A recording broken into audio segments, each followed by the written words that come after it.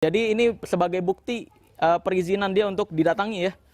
Nggak ada ceritanya kita ada orang datang terus kita suruh pulang.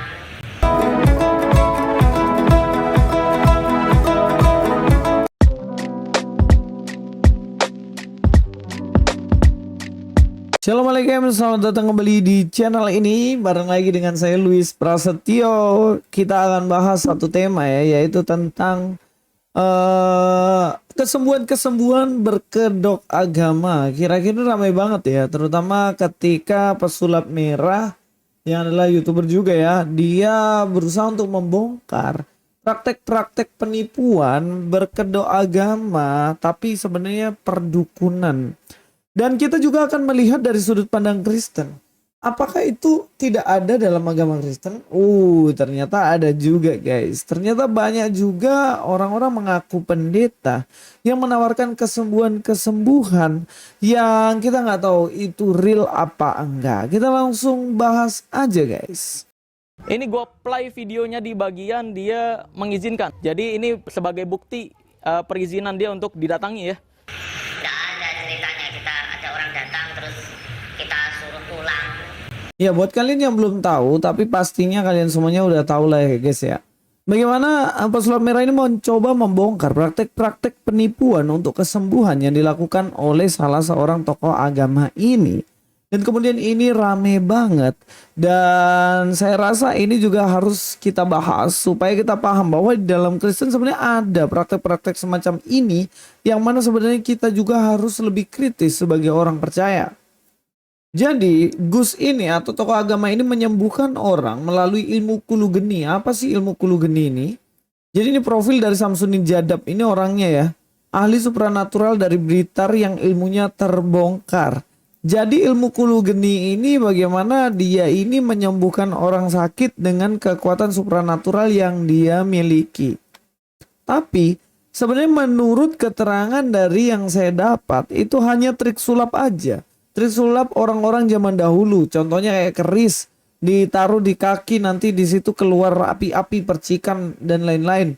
Itu alat yang dipakai itu sebenarnya mainan dan kemudian itu dianggap sebagai alat supranatural. Supaya orang-orang yang ada di sekitar situ tuh percaya dengan trik sulapnya. Dan dia percaya bahwa orang ini sakti guys.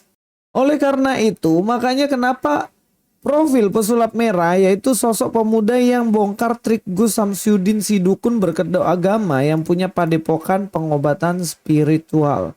Jadi datangi padepokan untuk membongkar trik sulapnya. Tapi yang saya dapatkan waktu itu justru dia kena marah-marah ya. Orangnya nggak berani pembuktian, sudah terlanjur datangi, kena marah lagi ini si pesulap merah ini. Tapi ya syukurnya semuanya terbongkar bahwa ternyata kesembuhan-kesembuhan itu palsu. Itu bukan berasal dari Tuhan, tapi itu berasal dari triknya aja. Dan tujuan dari pesulap merah ini tentunya baik, yaitu supaya mencerdaskan bangsa ini, supaya nggak mudah ketipu dengan hal-hal yang demikian ini. Kalau teman-teman tahu semua, sebenarnya di dalam Kristen juga ada model-model semacam ini guys. Dan ini banyak banget dipercaya oleh orang. Ya kita nonton aja satu video ini ya. Contohnya yang mana ya kita harus kritisi juga ya yang seperti ini.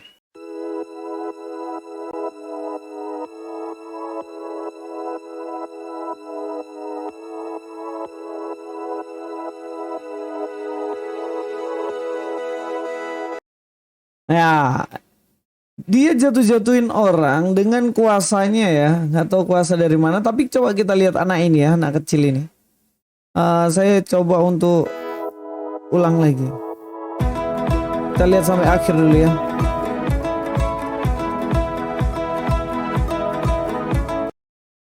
Rubuh semua. Tapi coba kita lihat di bagian ini guys.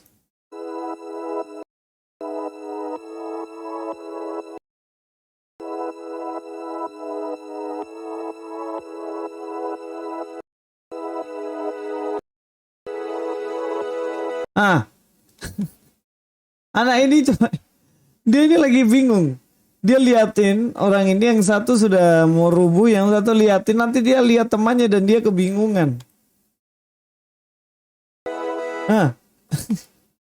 Dia noleh ke belakang dan dia kebingungan. Ini pikirnya ini kenapa orang ini kan. Sampai di sini sebenarnya saya nggak tahu ini ilmu yang dipakai apa. Jangan sampai ini ilmu kulu geni juga yang dipakai untuk menunjukkan kuasa sampai orang rubuh-rubuh dan sebagainya. Tapi yang seperti ini ya sebenarnya prakteknya mirip-mirip dengan yang tadi, pakai ilmu kulu geni sembuhkan dan lain-lain. Bahkan dia pernah pakai sepatu itu sampai orangnya semua rubuh dan pingsan-pingsan. Ada lagi juga kesembuhan-kesembuhan yang dibawa oleh pendeta-pendeta yang mana mengatakan bahwa mungkin itu berkedok agama juga kesembuhan itu ya. Dan inilah yang perlu untuk kita kritisi sebagai orang Kristen. Ya, ini salah satunya ya. Di sini dikatakan bagaimana ada KKR, mujizat kesembuhan ilahi dan kelepasan resesi ekonomi. Jadi lepas dari krisis katanya ada mujizat di sini Minggu 27 Mei 2018 ya. Di sini di nggak tahu jam 9.12 penyerahan anak juga dilayani oleh pendeta, guys. Dilayani oleh pendeta dan ini kesembuhan-kesembuhan yang disampaikan. Saya nggak perlu sebutkan pendeta namanya siapa. Ya teman-teman cari sendiri aja. Tapi memang produk seperti ini banyak banget. Jemaatnya banyak banget.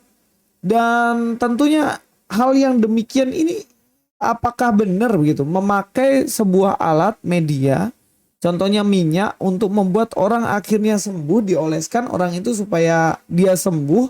Dan kemudian ketika dia sembuh, maka dibilang bahwa oh, orang ini sakti, memang diurapi Tuhan. Dan kemudian dipakai untuk kesembuhan di mana-mana sesuka hatinya. Tapi yang menjadi pertanyaan saya, kenapa beliau meninggal ya? Padahal harusnya pas sakit diolesi minyak supaya nggak meninggal ya. Tapi ya itu pertanyaan saya saja. Tapi kalau teman-teman tahu sebenarnya praktek-praktek berkedok agama ini ada juga di dalam Kristen ternyata. Dan ini yang kita harus pahami juga. Coba KKR mujizat kesembuhan ilahi, buta melihat, tuli mendengar, bisu berbicara, lumpuh berjalan, sakit disembuhkan. Senin sampai Selasa dilakukan oleh pendeta juga, lapangan terminal Likupang. Dan bekerja sama dengan dan lain-lain. Intinya ya gereja lah dan apa begitu. Tapi kalau kita lihat di sini berarti memang marak banget ya kayak gini ya. Kesembuhan-kesembuhan seperti ini. Kayak rame banget kayak praktek-praktek kesembuhan. Tapi saya harus bilang bahwa saya bukan alergi dengan yang namanya kesembuhan-kesembuhan. Saya percaya mujizat. Istri saya pernah mengalami namanya mujizat luar biasa. Bagaimana tulangnya ada benjolan 8, bahkan mau dioperasi waktu itu di RSCM. Ada mujizat, ternyata sembuh tanpa operasi. Saya percaya mujizat. Tapi bukan berarti mujizat itu kita adakan suka-suka kita. Saya mau bikin mujizat di Jakarta, kemudian bikin di sana mujizat di Jakarta. Saya pengen bikin mujizat di Yogyakarta, bikin KKR di Yogyakarta. Nggak kayak gitu konsepnya. Yang bisa melakukan dengan sesuka hati hanyalah Mesias. Makanya kalau kalian tahu waktu Yohanes Pembaptis dia ragu, benarkah Yesus ini Mesias atau harus tunggu yang lain? Kemudian Yohanes Pembaptis menyuruh muridnya tolong pergi tanya kepada orang itu, benarkah dia atau saya harus tunggu yang lain? Dan Yesus mengatakan, loh, apa yang kamu lihat? Orang lumpuh berjalan, orang buta melihat, bisu berbicara. Dan kemudian mereka pergi. Nah, jawaban Yesus kok nggak nyambung. Yesus ingin menjawab seperti itu karena dia ingin mengkonfirmasi bahwa dirinya itu Mesias. Semua orang yang sakit dia bisa sembuhkan sesuka hati, dia Mesias. Jadi kalau pendeta cuma jualan mujizat, saya khawatir bahwa dia ini sebenarnya lupa bahwa dia itu bukan Mesias atau jangan-jangan pengen jadi Mesias gitu loh. Jadi harus dibedakan. Mujizat itu bisa terjadi sesuka Tuhan. Kita hanya alat. Kalau Tuhan pengen bikin mujizat, Tuhan akan bikin mujizat. Bukan kita yang membuat mujizat itu gitu loh. Jadi sampai di sini kita harus lebih kritis sebagai orang Kristen. Jangan dibodoh-bodohin. Sampai saya ngeri ya. Bagaimana ada orang yang datang kepada saya ketika waktu itu sakit ya. Hubungi saya. Artinya telepon atau chatting. Kemudian dia mengatakan bahwa ingin ketemu salah seorang pendeta di Balikpapan supaya dia disembuhkan. Kemudian ketika pergi, siapa yang mau jamin bahwa Anda sembuh? Kan nggak ada. Bener nggak? Dan lain-lain. Nah, jangan sampai udah pergi ke sana nggak sembuh. Nah, kan kayak praktek dukun kan. Saya sakit, saya mau pergi ke dukun dulu, pulang supaya sembuh dan lain-lain. Nah, teman-teman harus cerdas ya. Saya senang dengan pesulap merah ini membongkar supaya orang Indonesia yang cerdas, jangan mudah ketipu dengan dukun. Salah satu statementnya juga mengatakan bahwa kalau dukun bilang dia dukun, kan dia nggak akan dipercayai kan. Tapi kalau dia datang dengan cara-cara dukun tapi ngaku pendeta atau ustadz, pasti dipercayakan. Karena membawa agama. Inilah yang saya maksud. Kita tahu juga ya bagaimana ada salah seorang pendeta juga yang menjual mujizat ya. Nggak tahu namanya siapa ya di sini karena namanya nggak jelas juga, nggak apa-apa saya tayangin ya. Saya nggak tahu nama aslinya siapa. Bagaimana dia meraih nih 691 subscriber dengan cepat karena dia menjual mujizat. Dulu pernah dalam satu grup dengan saya, kemudian saya coba bicara sama dia dari chatting, saya bilang waktu corona waktu itu saya tanya, Pak tolong ini usir corona dari Indonesia, saya mau melihat mujizat yang sebenarnya. Ternyata ada mujizat lain, yaitu dia keluar dari grup, gak mau jawab saya. Karena memang bersyukurnya corona ini melucuti ya praktek-praktek semacam ini, logikanya aja. Sebelum corona bikin KKR, kesembuhan dan lain-lain. Kemudian ketika corona, kenapa corona nggak bisa disembuhkan dengan mujizatnya? Ya alasannya karena Allah yang berkuasa atas segala sesuatu mengizinkan itu terjadi. Paulus pernah berdoa kepada Tuhan, tolong cabut penyakitku, duri dalam dagingku sebanyak 3 kali. Tapi dia nggak sembuh. Karena memang Tuhan mau izinkan supaya Paulus mengalami hal itu. Jadi teman-teman boleh kita ini berdoa untuk kesembuhan dan kita harus tetap percaya namanya mujizat. Tapi bukan berarti kita suka-suka diri kita untuk membuat mujizat yang padahal belum tentu benar gitu. Hati-hati, jangan lancang sebagai seorang pendeta, hamba Tuhan, evangelis, jangan lancang. Jangan menggantikan posisi Mesias dengan diri kita. Yang bisa membuat mujizat suka-suka itu hanya Mesias saja. Dia yang berkuasa atas segala sesuatu, bukan kita. Dalam Matius 24 ayat 23, pada waktu itu jika orang berkata kepada kamu, lihatlah Mesias ada di sini, atau Mesias ada di sana, jangan kamu percaya. Sebab Mesias-Mesias palsu dan nabi-nabi palsu akan muncul dan mereka akan mengadakan tanda-tanda yang dahsyat dan mujizat-mujizat. Sehingga sekiranya mungkin mereka menyesatkan orang-orang pilihan juga, camkanlah aku sudah mengatakannya terlebih dahulu. Perhatikan, diingatkan bahwa ada Mesias-Mesias palsu yang mana mereka akan datang membawa mujizat-mujizat luar biasa, padahal mereka ingin menggantikan Mesias yang asli yaitu Yesus Kristus. Hati-hati dengan hal semacam ini. Karena sudah diingatkan ribuan tahun yang lalu. Dan kita juga bisa melihat ya dalam Kisah Rasul 19 ayat 3. Juga beberapa tukang jampi yang berjalan keliling negeri itu mencoba menyebut nama Tuhan Yesus atas mereka yang kerasukan roh jahat dengan berseru katanya, aku menyumpai kamu demi nama Yesus yang diberitakan oleh Paulus. Jadi di sini si dukun ini menyumpai dan mengatakan bahwa saya menyumpai demi nama Yesus yang diberitakan oleh Paulus. Dan apa jawaban setan? Setan menjawab ayat 14. Mereka yang melakukan hal itu ialah 7 orang anak dari seorang imam kepala Yahudi yang bernama Shewa. Tetapi roh jahat itu menjawab, Yesus aku kenal, Paulus aku ketahui, tetapi kamu siapa kamu? Dan orang yang dirasuk roh jahat itu menerpa mereka dan menggagahi mereka semua dan mengalahkannya. Sehingga mereka lari dari rumah orang itu dengan telanjang dan luka-luka. Perhatikan, ada dukun yang nyamar sebagai pelayan Tuhan dan mengaku mengusir setan dalam nama Yesus. Tapi gak ada kuasanya karena mereka hanya tipu-tipu doang. Nah hati-hati teman-teman. Banyak sekali Mesias palsu datang dengan mujizat.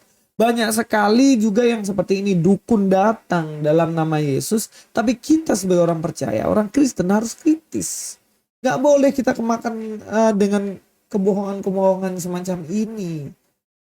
Ya saya rasa lucu kadang-kadang ya ketika saya pelayanan, kemudian cerita-cerita tentang sakit dan kesembuhan. Kemudian ada salah seorang jemaat bilang, pergi ke pendeta ini aja. Kayaknya dia punya karunia kesembuhan begitu. Wah, saya di situ dalam hati, aduh kenapa orang kayak gini? Emangnya dia nggak bisa berdoa sendiri? Ya simpelnya pergi ke rumah sakit berobat, kalau udah mentok ya Tuhan pasti akan turun tangan untuk menyembuhkan kita tanpa obat. Tapi itu adalah jalan terakhir, jalan buntu gitu. Kita tetap harus berdoa dan berobat, tetapi bukan berarti udah nggak mau berobat, langsung aja doa-doa ke pendeta yang satu. Hati-hati. Hal-hal semacam itu bisa menjadi berhala kita dan menggantikan Mesias yang asli. Terima kasih sudah mengikuti video ini dari awal sampai akhir, dan mudah-mudahan kita semakin cerdas dan kita bisa menguji segala sesuatunya, karena mujizat luar biasa belum tentu dari Tuhan.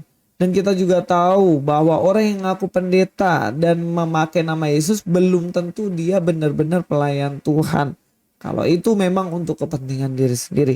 Mari lebih cerdas dan lebih dekat dengan Tuhan, mendengar suara Tuhan untuk kita lebih peka mana yang berasal dari Tuhan dan mana yang berasal dari iblis. Sampai ketemu di video selanjutnya. Luis Prasetyo di sini. God be with you all.